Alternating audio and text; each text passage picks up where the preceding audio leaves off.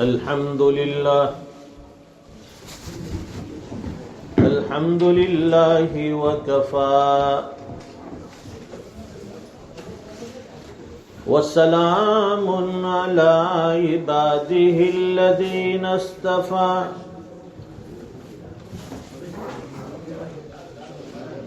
خصوصا على أفضلهم وخاتم النبيين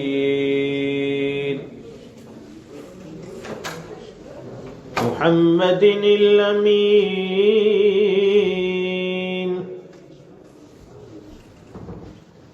وعلى آله وصحبه أجمعين. أما بعد فأعوذ بالله من الشيطان الرجيم. بسم الله الرحمن الرحيم. والذين آمنوا وشد حبا لله صدق اللہ العظیم. درود پاک پڑھے. اللہم صلی علی سیدنا و مولانا محمد وعلى آل سیدنا محمد وبارک وسلم.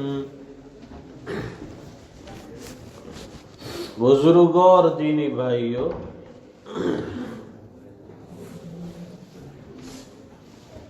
تخلیق کائنات دنیا کی پیدائش اور اس کی بناوٹ کا مقصد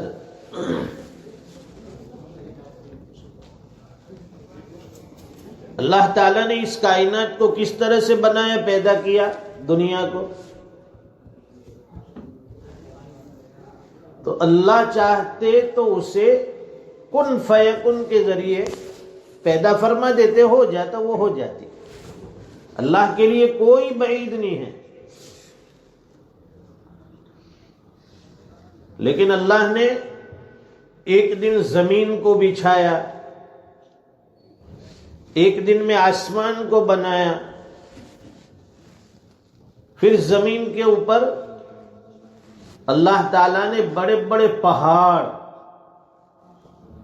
یہ ماؤنٹن ہے، بڑے بڑے پہاڑ، اس کی میخیں اور اس کی کیلیں لگا دی.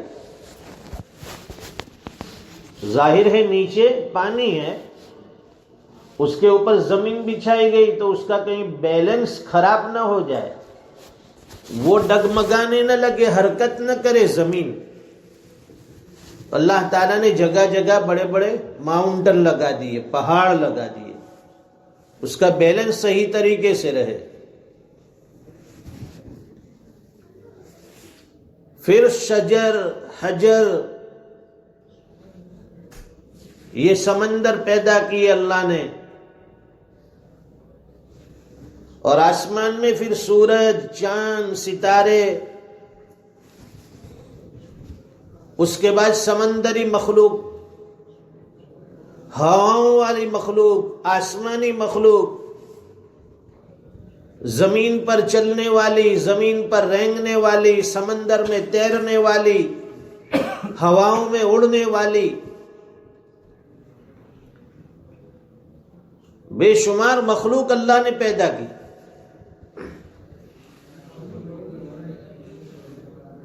بے شمار مخلوقات پیدا کی. صاحب حیات الحیوان علامہ دمیری رحمت اللہ علیہ کے قول کے مطابق اللہ تعالیٰ نے کائنات میں، دنیا میں 18,000 مخلوق پیدا کی. ہم تو 10، 20، 25، 50 جانتے کہ یہ حیوانات ہیں، یہ فلاں ہیں، یہ فلاں ہیں، یہ فلاں جانور ہے، یہ پانی کے جانور، یہ ہواؤں میں اڑنے والے جانور، یہ زمین پر رینگنے والے، یہ دوڑنے والے، یہ چلنے والے، یہ چوپائے.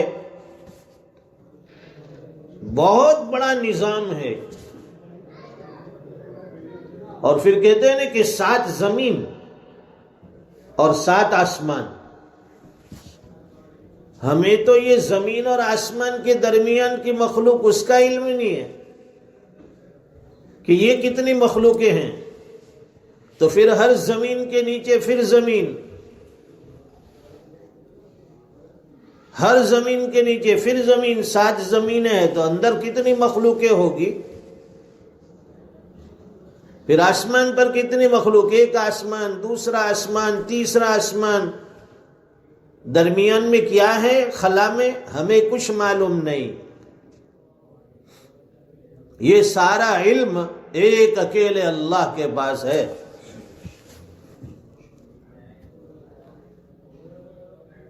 جب سب چیزیں اللہ نے تیار فرما دی، اب باری آئی کہ یہ شامیانہ، یہ دنیا جس کے لیے ڈیکوریٹ کی گئی، دنیا جس کے لیے سجائی اور بنائی گئی، اس ہستی کو اب دنیا میں لانے کی ضرورت ہے، پیدا کرنے کی ضرورت ہے. اور وہ کون ہے؟ حضرت انسان. پہلے انسان کی ضرورتوں کی ساری چیزیں اللہ نے بنا دی، پھر انسان کو پیدا کیا. اس لیے کل بتایا نا کہ وہ شاعر کہتا ہے کھیتیاں سرسبز ہے تیری غذا کے واسطے. یہ دنیا میں جتنی بھی ہریالیاں، یہ باغات، یہ کھیت، یہ کھلیان، یہ اناج، یہ گلے، یہ پھل، یہ فروٹ، کھانے پینے کی اشیائیں، یہ سب انسان کے لیے بنائی. کھیتیاں سرسبز ہے تیری غذا کے واسطے، چاند سورج اور ستارے ہے ضیاء کے واسطے، بحر و بر شمس و قمر ماء و شمع کے واسطے، یہ جہاں تیرے لیے ہے تو خدا کے واسطے. اللہ تعالیٰ شان فرماتے ہیں کہ ہم نے زمین کو تیرے لیے بنایا، آسمان کو تیرے لیے بنایا، چاند سورج تیری خدمت میں لگائے، ستارے کو ہم نے تیرے لیے مزین کر دیا. کائنات کی تخلیق کا مقصد حضرت انسان. اے انسان، تیری آمد سے پہلے ہم نے دنیا میں تیری ضرورت کی ساری چیزیں پہلے پیدا کی. تیری ضرورت کی ہر چیز کا خیال رکھا کہ دنیا میں آنے کے بعد انسان کو کسی چیز کی کمی نہ رہے، کسی چیز کی ضرورت محسوس ہو. وہ ساری چیزیں اللہ نے پہلے سے تیار کر کے رکھی، انسان کے لیے پیدا کر کے رکھی، بنا کر رکھی کہ اب کائنات کا دولہا آنے والا ہے. دولہے کا ویلکم ہوتا ہے نا ایک دن کے لیے. جب دولہا صحرا باندھ کر تیار ہوتا ہے تو اس کے ویلکم کے لیے وہ لمبی چوڑی وہ گاڑی لے کر آتے ہیں کرائے سے، وہ بھی خود کی نہیں ہوتی ہے. اور اس کے لیے شامیانہ، وہ گرم ملکوں میں تو بڑے بڑے پنڈال لگے ہوتے ہیں ڈیکوریٹ کیے ہوئے. اب یہاں جو ہے ہال بک کیا جاتا ہے اور اسے سجایا جاتا ہے. پھر جب اس کی دلہن کے ساتھ انٹری ہوتی ہے، یہاں دیکھا میں نے فوٹو وغیرہ میں دیکھا ہے ایسے، وہ کلپ کوئی چھوٹی چھوٹی بھیجتا ہے تو دیکھا ہے کہ بھائی یہ ہمارے UK کی شادی ہے، انگلینڈ کی. ہمارے ملکوں میں تو ایسی چیز نہیں ہوتی. کہتے ہیں کہ منی پاور زیادہ ہوتا ہے نہیں تو دماغ کام نہیں کرتا ہے. پھر الٹی سوجتی ہے، الٹی ہی چال چلتے ہیں دیوان گانے عشق، آنکھیں بند کرتے ہیں دیدار کے لیے. جن کو عشق کا بھوت چڑھا ہوتا ہے نا، تو وہ کہتا ہے کہ تھوڑی دیر میں اپنی معشوقہ کی زیارت کر لوں، تو کہا کہ کہاں کہیں نظر آ رہی ہے؟ کہ نہیں، ابھی میں آنکھ بند کروں گا اور سامنے اس کی تصویر آئے گی، اس کا چہرہ آئے گا۔ تو یہ دیوانے قسم کے لوگ،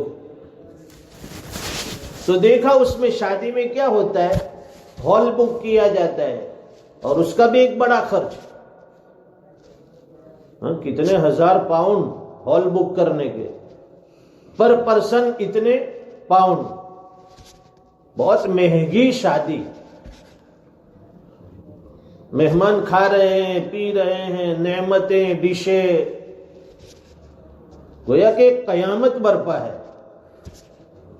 پھر اس کے بعد جو آخری وقت ہوتا ہے، اس میں دلہا اور دلہن کی انٹری ہوتی ہے،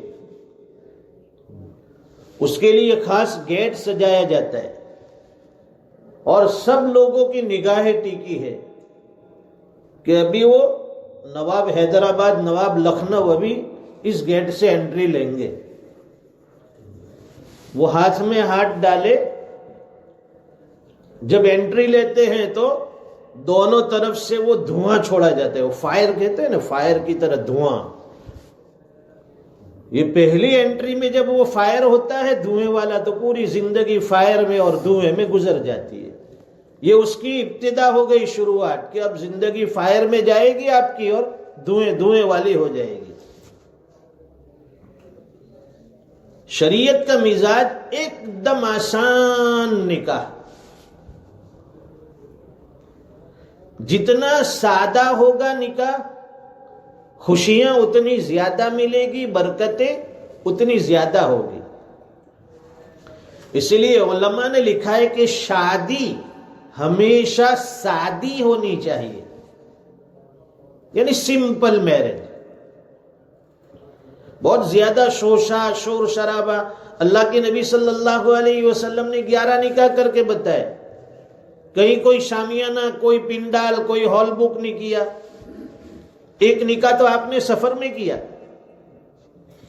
کہ آ جاؤ، صحابہ اکرام سے کہا کہ نکاح ہو گیا ہے سفر میں، ولیمہ کرتے۔ اب ولیمہ اپنے لیے تو پہلے سے کون سا کوک میں بک کر لوں، کون سا باورچی، کس کا کھانا اچھا ہے، باٹلی میں کون کون مشہور باورچی ہے، ڈیوزبری میں کون اچھا کھانا بناتا ہے، تو سب مشورہ دیں گے، اپنا اپنا ذائقہ جس کے پاس ہوتا ہے نا، کہ وہ فلاں کے پاس بنوانا ہے، وہ بہت اچھی بریانی بناتا ہے۔ دوسرا کہتا ہے کہ نہیں، وہ فلاں کے پاس وہ مٹن کلیا اور مٹن کی فلاں ڈش بہت اچھی بناتا ہے۔ یہ سب اہتمام اللہ کے نبی صحابہ اکرام سے فرماتے کہ آ جاؤ، تمہاری امی جان کا آج ولیمہ ہے۔ اب ولیمے میں کوئی دیگ نہیں پکی ہے وہاں پر۔ صحابہ اکرام تھے، سب سے فرمائے کہ بھائی آپ کے پاس کیا چیز ہے؟ ایک نے بتایا کہ حضور میرے پاس تو شہد ہے، تو لاؤ۔ دوسرے سے پوچھا آپ کے پاس؟ میرے پاس ستو ہے۔ تیسرے کے پاس؟ میرے پاس روٹیاں ہیں۔ اور کسی کو پوچھا آپ کے پاس؟ میرے پاس کھجور ہے۔ وہ ساری چیزیں ایک برتن میں جمع کے ڈال دی گئی، اس کو ملا دیا گیا، کہا کہ آ جاؤ ولیمہ تیار ہے۔ وہ کھانا ہو گیا ہے ولیمہ، بہترین ولیمہ ہے۔ اس میں کوئی تکلفات، پہلے سے وہ کاغذات بنائے گئے، یہاں پر وہ انویلپ بنائے گئے، انویٹیشن کارڈ کہیں ملا، کسی کو پتہ نہیں ہے، بھائی ولیمہ ہو گیا، آ جاؤ، جتنے لوگ حاضر تھے جمع کر کے کھلا دیا۔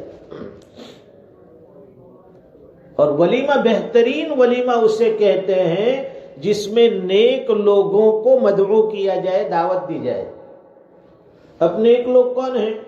کہ بھائی یہ مسجد کے امام ہیں، مدرسین ہیں، علماء ہیں، حفاظ ہیں، ہمارے مسجد کے جو 5 وقتہ نمازی ہے، دعوت و تبلیغ کی محنت کرنے والے، جو معاشرے میں نیک لوگ سمجھے جاتے، ایسے لوگوں کو مدعو کیا جائے، اسے بہترین ولیمہ کہتے ہیں۔ اور فرماتے ہیں کہ بدترین ولیمہ وہ ہیں جس میں نیک لوگ کہیں نظر نہ آئے، سب اشرار، قوم کے شریر لوگ، کہتے ہیں کہ جس سے کوئی ملنا پسند نہیں کرتے، جسے کوئی دیکھنا پسند نہیں کرتے، ایسے شریروں کو دعوت میں مدعو کیا گیا کہ ایسا ولیمہ پسند نہیں کیا گیا۔ تو حضور پاک صلی اللہ علیہ وسلم نے نکاح کر کے بتایا۔ آپ کی تعلیمات جو ہیں روزے روشن کی طرح عیاں ہیں، سب پر کھلی ہوئی ہے، اور کسی کو اعتراض کرنے کی گنجائش نہیں رکھی۔ شریعت کا مزاج بالکل سادگی والا۔ تو بتائے کہ کائنات کی تخلیق ہوئی اور دلہے کو اتارا گیا، حضرت آدم علیہ السلام کا مجسمہ بنا، مٹی اور گارے سے وہ مجسمہ تیار ہو گیا۔ اب اس میں روح بھی پھونکنی ہے۔ روح یہ ایک لطیف چیز ہے، وہ نظر نہیں آتی انسان کو۔ اللہ کے رسول صلی اللہ علیہ وسلم سے سوال کیا گیا تھا، پوچھا گیا تھا روح کے بارے میں کہ اللہ کے رسول روح کیا چیز ہے؟ قرآن کریم میں اللہ فرماتے ہیں یسألونک عن الروح، اے نبی آپ سے روح کے بارے میں سوال کرتے ہیں، پوچھتے ہیں کہ یہ روح کیا چیز ہے؟ قل الروح من امر ربی، آپ ان کو آسان جواب دے دیجئے، فرما دیجئے کہ روح یہ میرے رب کا حکم ہے۔ یہ نظر نہیں آتی ہے کسی کو، لطیف چیز ہے، جیسے ہوا نظر آتی ہے نہیں، لیکن ہم مانتے کہ ہوا ہے۔ اسی طرح روح یہ لطیف چیز ہے، اس کا دیکھنا ہمارے ادراک اور ہماری آنکھوں کے لیے، ہماری آنکھوں میں وہ طاقت نہیں ہے، بصیرت ہمارے پاس وہ نہیں ہے کہ ہم روح کو دیکھ سکیں۔ ہاں انسان لیٹا ہوا ہے اچھا خاصا، جب تک اس کے اندر روح موجود رہے گی اس کو انسان کہیں گے، اس کو نام دیا جائے گا کہ بھائی یہ محمد بھائی ہے، یہ احمد بھائی ہے، یہ قاسم بھائی ہے، یہ بدر بھائی ہے، اس طرح نام ملتا ہے۔ لیکن جب اس کے اندر سے روح نکل جاتی ہے، اب اسے کوئی کہیں گے کہ یہ قاسم بھائی، یہ محمد بھائی ہے؟ نہیں، اب اس کو کہیں گے کہ لاش ہے، یہ مردہ ہے، اب نام بھی ختم ہو گیا۔ تو ایک جسم باڈی اور ایک انسان کی روح، یہ دونوں جب ملتی ہے تو انسان جو ہے ایکٹیویٹی میں آتا ہے۔ جسم کا کوئی تعلق نہیں ہے، اصل میں روح ہے۔ روح مرنے کے بعد یہ جسم مٹی میں مل جاتا ہے، مٹی میں ختم ہو جاتا ہے، اور روح جو ہے اللہ تعالیٰ پاکیزہ لوگوں کی علیین میں ساتوں آسمانوں کے اوپر اس روح کو جمع فرما دیتے ہیں۔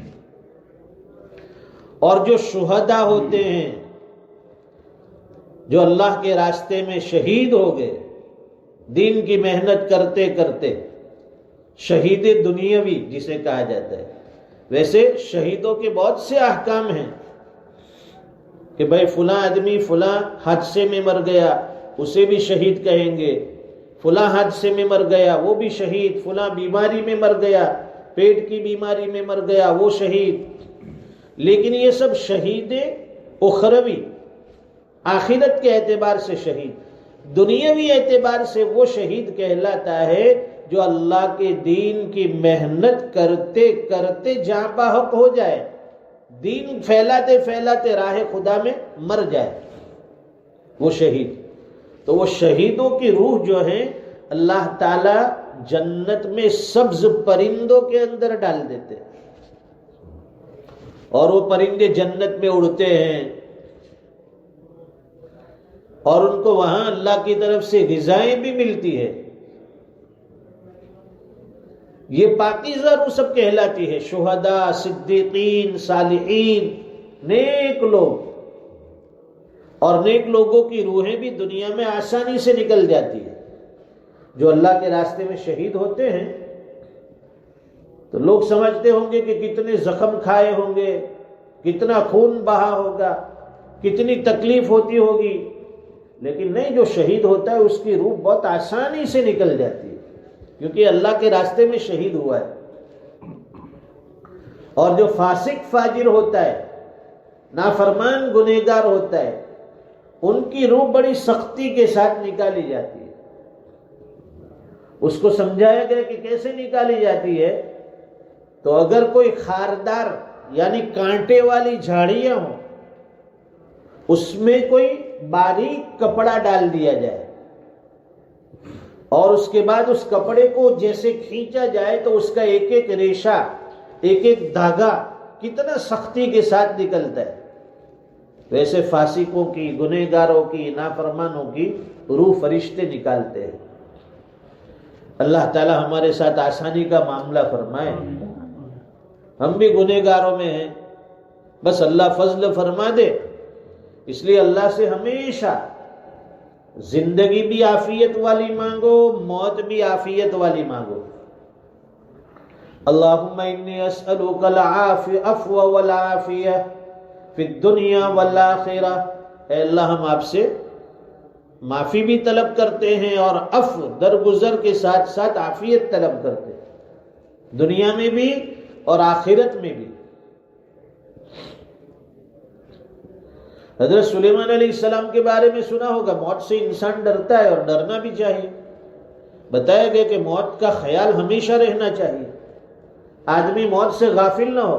جب آدمی موت سے غافل ہو جاتا ہے تو اپنے آخرت کو بھول جاتا ہے، آخرت کو بھول گیا تو غفلت میں آ کر گناہوں میں مبتلا ہو جاتا ہے۔ اس لیے ہمیشہ اپنی موت کو یاد رکھے گی۔ ملک الموت ایک مرتبہ حضرت سلیمان علیہ السلام کی مجلس میں آئے، دیکھا ایک آدمی بیٹھا ہوا ہے۔ حضرت سلیمان علیہ السلام تو جانتے ہیں کہ بھائی یہ ملک الموت ہے، ان کا کام ہے روح قبض کرنا۔ اب سامنے ایک آدمی بیٹھا تھا، اس کی طرف غور سے وہ دیکھ رہا ہے ملک الموت۔ تو ملک الموت نے جب اس کو دیکھا، اب جس کی موت آتی ہے نا اسی کو وہ فرشتہ نظر آتا ہے، سب کو نہیں آتا ہے۔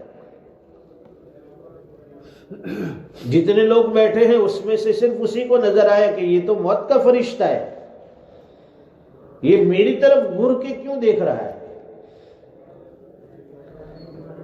حضرت سلیمان علیہ السلام نے پوچھا کہ بھائی اس وقت یہاں، تو کہا کہ فلاں آدمی کی روح قبض کرنی ہے،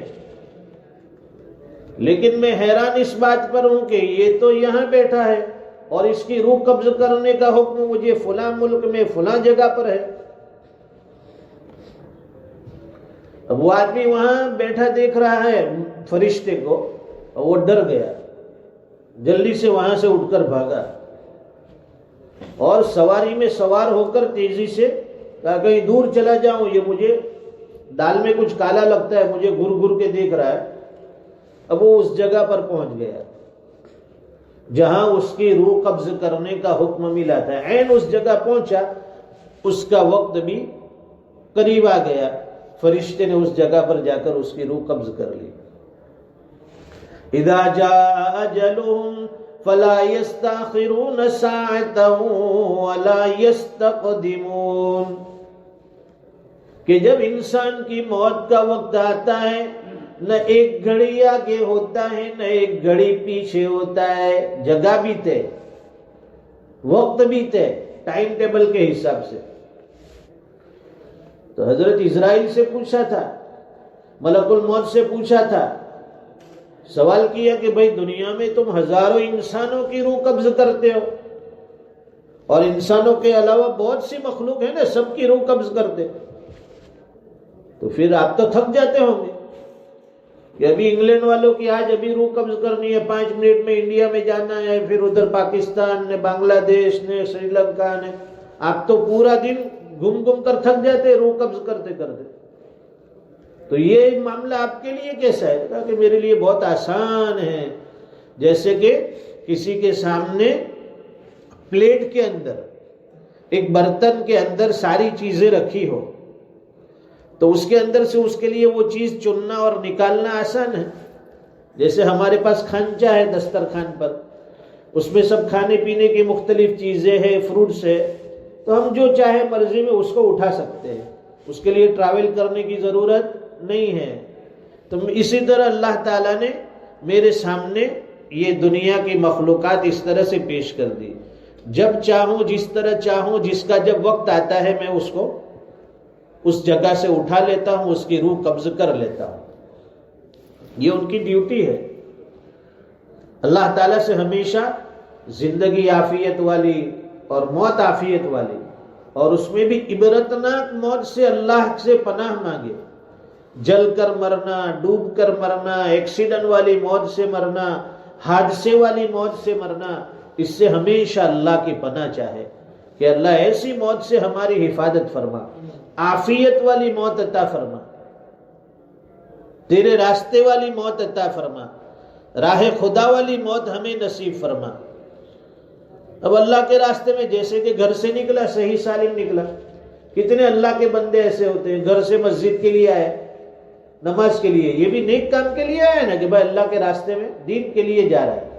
اب یہاں یا مسجد میں نماز پڑھی، طبیعت خراب ہوئی، اچانک وہ چلو ہاسپٹل لے جاؤ، راستے میں اس کا انتقال ہو گیا۔ تو کتنے اللہ کے بندے جو مسجد کے اندر سجدے میں کوئی چلے گئے، کوئی یہاں بیٹھے بیٹھے چلے گئے۔ یہاں ایک ہمارے بنگالی چاچا بھی تھے کچھ سال پہلے، وہ سائیکل لے کر آتے تھے، وہ بھی یہی انتقال کر گئے۔ مرنا تو سب کو ہے، اس لیے تمنا کرو اللہ مدینے کی موت دے دے، جنت البقیع جیسا قبرستان اللہ ہمیں نصیب فرمائے۔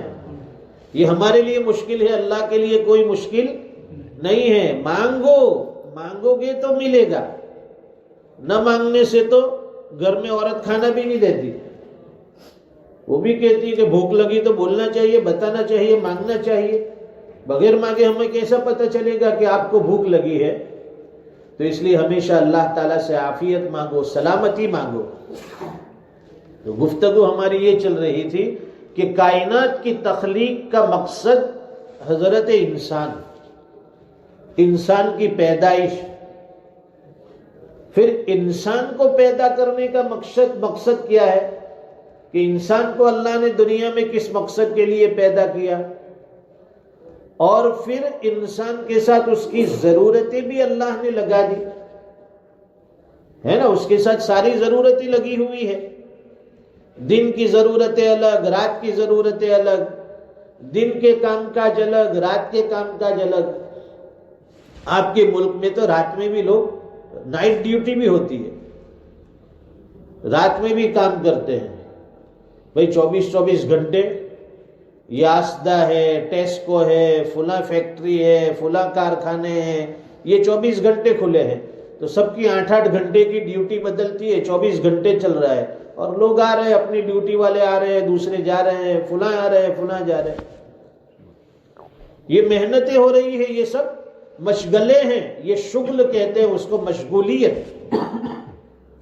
لیکن ان اوقات کے اندر سے ہمیں پھر اللہ کی عبادت کرنا، دین کے لیے وقت نکالنا اور اپنی آخرت بنانا، یہ کس طرح سے آسان ہوگا؟ اس کے لیے محنتیں کرنی پڑتی ہے، ترتیب بنانی پڑتی ہے، تب جا کر یہ چیزیں ہمارے لیے آسان ہوتی ہے۔ اللہ تعالیٰ کہی سنی باتوں پر عمل کی توفیق عطا فرمائے۔ وآخر دعوانا الحمدللہ رب العالمین۔ اللہم صلی علی سیدنا ومولانا محمد وبارک وسلم۔ ربنا آتنا فی الدنیا حسنہ وفی الآخرۃ حسنہ وقنا عذاب النار۔ لا الہ الا انت سبحانک انا کنا من الظالمین۔ یا حنان یا منان یا بدیع السماوات والارض یا ذا الجلال والاکرام۔ اللہم تقبل منا صلاتنا وصیامنا وقیامنا ورکوعنا وسجودنا یا ارحم الراحمین۔ اللہم اغفرہم وارحمہم وسکنہم فی الجنہ۔ اللہم اجعل قبرہم روضۃ من ریاض الجنہ۔ اللہم اغفرہم مغفرۃ تامہ وارحمہم رحمۃ عامہ۔ اللہم انا نسألک العفو والعافیہ فی الدنیا والآخرہ۔ اللہم انا نسألک رضاک والجنہ ونعوذ بک من سخطک وغضبک والنار۔ اے اللہ ہم سب کے گناہوں کو معاف فرما، ہماری لغزشوں کو معاف فرما، ہماری خطاؤں سے درگزر فرما۔ اے اللہ ہمارے والدین کے گناہ معاف فرما، ہمارے اہل و عیال کے گناہ معاف فرما، پوری امت کے گناہ معاف فرما، آپ کی رضا والی زندگی عطا فرما، آپ کی ناراضگی والی زندگی سے ہماری حفاظت فرما، ہماری اولاد کو ہماری آنکھوں کی ٹھنڈک بنا، دین دنیا کی ترقیات سے انہیں مالا مال فرما۔ اے اللہ ان کی قسمت کو چمکا دیجئے، ان کو باصلاحیت بنا دیجئے۔ پیارے اللہ ہمیں دین سے وابستگی نصیب فرما، 100% دین پر چلنے والا بنا، شریعت پر عمل کرنا ہمارے لیے سہل اور آسان فرما، نمازوں میں آنا جانا آسان فرما، تلاوت قرآن کا ذوق عطا فرما۔ اے اللہ دین کے ہر حلقے میں ہر لائن سے محنت کا جذبات ذوق نصیب فرما، دین کے کسی بھی کام کے مخالفت سے ہماری نسلوں کی حفاظت فرما۔ اے اللہ آپ ہم سے راضی ہو جائے۔ اے اللہ جب سے آپ نے پیدا کیا ہے بے شمار نعمتیں عطا فرمائی، آپ کا احسان عظیم ہے۔ اس کا حق تو یہ تھا کہ ہم شکر گزاری کے طور پر 100% عبادتوں میں لگ جاتے، لیکن پیارے اللہ نفس اور شیطان ساتھ میں لگا ہوا ہے، غفلتیں اور کوتاہیاں ہو جاتی ہے، اے اللہ گناہ بھی ہو جاتے ہیں۔ اے اللہ معاف فرما دے، باقی زندگی آپ کی رضا والی عطا فرما، آپ کی ناراضگی والی زندگی سے ہماری حفاظت فرما، دولت تقوی سے مالا مال فرما، للہیت عطا فرما، ریاکاری سے دکھلاوے سے شہرت سے حفاظت فرما۔ اے اللہ اپنے مسلمان بھائیوں کے ساتھ محبت کا معاملہ کرنے والا بنا، ہمارے معاشرے کے بگاڑ دور فرما، آپس حقوق کی ادائیگی کا اہتمام عطا فرما، رشتہ داروں کے ساتھ تعلقات جوڑنے والا بنا۔ اے اللہ تعلقات توڑنے سے ہماری حفاظت فرما، رمضان کے روزے ہمارے لیے آسان فرما دے، تراویح میں کھڑا ہونا ہمارے لیے آسان فرما دے، راہ خدا میں خرچ کرنا ہمارے لیے آسان فرما دے۔ اے اللہ دین کی مجالسوں میں بیٹھنا ہمارے لیے آسان فرما، جتنی دیر یہاں بیٹھے کہا گیا سنا گیا، اے اللہ اس کو ہمارے حق میں قبول فرما لے، ہمارے لیے ذخیرہ آخرت بنا دے، ہمارے لیے ہدایتوں کا ذریعہ بنا دے۔ اے اللہ اپنی رضا کا پروانہ ہمیں عطا فرما، آپ کی رضا کا پروانہ عطا فرما۔ اے اللہ ہم آپ سے آپ کی جنت کا سوال کرتے ہیں، عطا فرما، آپ کی جہنم سے اللہ ہمیں پناہ نصیب فرما۔ اے اللہ جہنم سے بڑا ڈر لگتا ہے، قبر کے عذاب سے بڑا ڈر لگتا ہے۔ اے اللہ قبر میں سانپ ہوں گے، بچھو ہوں گے، دنیا میں سانپ بچھو کا نام سن کر بدن میں کپ کپی طاری ہو جاتی ہے۔ اے اللہ وہ تو قبر کے سانپ کیسے ہوں گے، بچھو کیسے بڑے بڑے ہوں گے، ایک ڈنک ماریں گے تو مردہ زمین میں کئی گز زیادہ زمین کی تہ میں چلا جائے گا۔ اے اللہ ہماری حفاظت فرما دے، ہمارے مرحوموں کی حفاظت فرما، عذاب قبر سے ہم آپ کی پناہ چاہتے ہیں۔ اے اللہ پناہ عطا فرما۔ چھوٹی سی چیونٹی جب ہمیں کاٹتی ہے درد محسوس ہوتا ہے، اے اللہ قبر کا عذاب بڑا سخت ہوگا، جہنم کا عذاب بڑا سخت ہوگا۔ اے اللہ آپ کے فرما بردار بندوں میں ہمیں بنا لیجئے، نافرمان بندوں میں بننے سے ہماری نسلوں کی حفاظت فرما دیجئے۔ اے اللہ ہم عذاب سہنے کی طاقت نہیں رکھتے، الہ العالمین ہمیں نیکیوں کا خوگر بنا دے، نیکیوں کا عشق عطا فرما دے۔ پیارے اللہ جو مانگا وہ عطا فرما، نہ مانگ سکے بغیر مانگے اس سے بہتر و بڑھ کر عطا فرما۔ دعائیں اپنے فضل و کرم سے قبول فرما۔ ربنا تقبل منا انك انت السميع العليم وتب علينا انك انت التواب الرحيم صلى الله على النبي الكريم آمين برحمتك يا ارحم الراحمين۔